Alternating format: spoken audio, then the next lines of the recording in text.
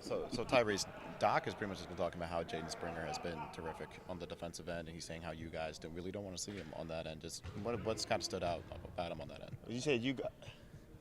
I love Jaden. Jaden's playing great, honestly. Seriously, no. But seriously, he's really, he's growing, man. He's growing. I push him because I love him. You know what I'm saying? He was a year after me, so I guess I'm a little big brother to him. But no, I'm proud of him, man. He's shooting the ball well too. And that's going unnoticed. But what he's doing on the defensive end, pressuring and getting through screens, sprints cause him unscreenable. So to be unscreenable in the NBA, that's a good job. Compared to the last 2 years, how does this training camp feel different for you, just personally, given where your role is on this team and just being more experienced? How different does this feel for you? Yeah, I think this is probably my first year kind of knowing what my role is going in. The last couple of times I always told everybody that I'm prepared for wherever, Coach Doc throws at me.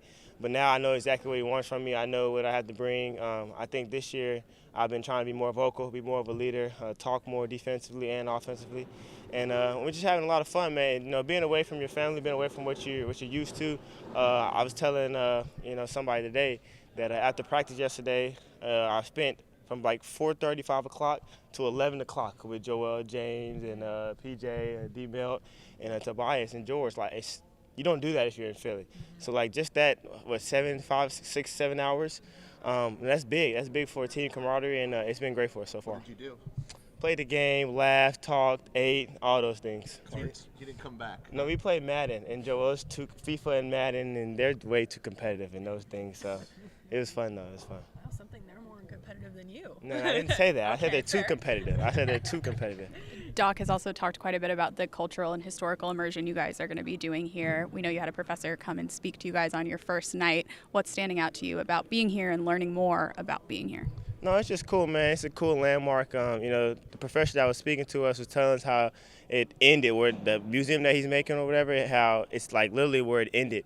And that's just cool to know. And if we're able to go see it, that'll be great as well. And it's just good to know history. Everybody's saying African-American history. Doc said something. He said it's just history. Everybody needs to know the history, just like if it's the Holocaust or the other things like that. So it's been great, man. It's been great. It's good team camaraderie, it's good history, and then it's good basketball as well. You mentioned at Media Day that you had worked on your strength, too, to try to be able to fight through screens and improve defensively. Just what did you do specifically during the offseason to kind of get that strength to maybe where you wanted it to be? Yeah, it's just consistency, honestly. And no matter where I was, if I was in L.A., Dallas, if I was back in Philly, I knew I was lifting 4 times out of the week, 4 out of 5. And I was going to do it no matter what happened. If I had to, in Dallas, I had to go to different spots because they didn't have a lot of equipment. Sometimes I had to go to SMU. Sometimes I had to go to where my high school coach works at. But just the consistency of it, I think that's what was my main motto. Are you feeling it? Do you feel stronger when you're going through 2 I feel a little bit stronger, you know what I'm saying? A little bit stronger, fighting through screens, trying to be the best I can possibly be, man. That's really it, trying to help us win. Did anyone from the Doc, wasn't sure if he was how serious he was about it, but said they wanted to call you this summer and tell you to lay low and stop going out to the gym. Did anyone from the organization actually tell you?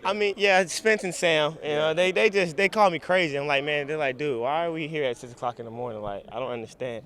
I'm like, man, it's how it is, man. Everybody has their own thing. My thing is that's how I get a psychological advantage over my opponent.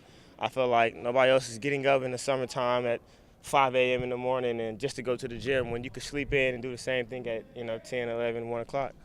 So that's my thing. But laying low, I would rather have somebody tell me that you got to reel it back in than someone tell you that I need to ramp back up. So I feel great. Tyrese, yesterday's start though. Because were you one of those guys in the 9th grade, going to the gym early before school started? But so when did all that start?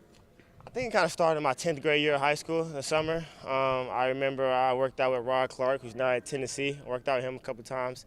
And he just did this thing called the Breakfast Club. And he got a group of guys together. One of my best friends, Chris, who goes to Oklahoma State now, we would get up early in the morning and we would go over there. So early then was 7. And then, one day we spent the night at his house. And he was like, man, let's go work out at 4:30 a.m. He woke us all up. We was all in there asleep. He woke us up. We went in there and worked out at 4:30, 4:45 in the morning. And ever since then, I just felt when I got to Kentucky, I kind of organized a little breakfast club with my teammates. And it just felt like my advantage. And I just try to go out there and do whatever it takes, man, whatever it takes to be the best I could possibly be to help the team that I'm on. Tyrese, yesterday Doc said that he wants you to focus less on facilitating and more on being a scorer. Does that free you a little bit in terms of your responsibilities? Does that make it easier for you to sort of see the game on the court? Yeah, I mean, he talked to me a lot. He was just telling me I can't just be running up at the court and, just letting James, leaving him back there by himself all the time. So it has to be a good balance, me on the ball and off the ball. He feels like that was, that's one thing that he wanted us to work on. And I think that we did that today. We did that well today, and it's great. It's going to be a process. It's going to be a process. It's really good for us to have this training camp, though, because like we've been talking about, James only got to play, 21, 22 regular season games with us last year. We got thrown into the fire. And, we were successful, but we didn't reach a goal that we wanted to reach. So it's good to have these days of training camp with just practice and the reps. If you keep repping it, it's eventually going to come to light. Those workouts that you did with James over the summer, what was the biggest thing you took away or learned from being in that type of environment with him? Yeah, I learned a lot, honestly, on the court and off the court. Like I said, I feel like I've known him for forever. It's crazy, we connected as soon as he got here. He's like a big brother to me, and I really do appreciate everything he's done for me. He's really been on me about being aggressive, though. He's really been on me about not deferring. He's like, man, you have talent, you have skill, and you have will. So if you have those three things, we trust you. Joel trusts you. Coach Doc trusts you. And I know you trust yourself. You put the work in, so just go out there and bring it to light. Last question. Tyrese, Paul, when he was standing here a few minutes ago, said that he doesn't think anyone in the league can guard you except for him. Your thoughts? You know what? Today, that's funny because I got a switch on P. Reed today, and I looked at him and I was like, you know what? I'm going to pass the ball today because P. Reed is probably going to foul me. That's probably why I passed the ball. But no, Paul he's doing great right now, man. He's playing really well, honestly, the last 2 days. His energy is just – it's hard to match. It's hard to match. And what he does really brings to the team defensively as far as switching. He can switch 1 through 5. He's battling with Joel, battling with Trez, battling with Charles. And then he can switch out on a guy like – me. He can switch out on a guy like me and play and contain, which is really good. Then on offensive end, he's rolling, he's running, he's setting screens, he's dunking, he's doing a lot of different things, and I'm proud of him. I really am proud of him. Thanks, Tyrese.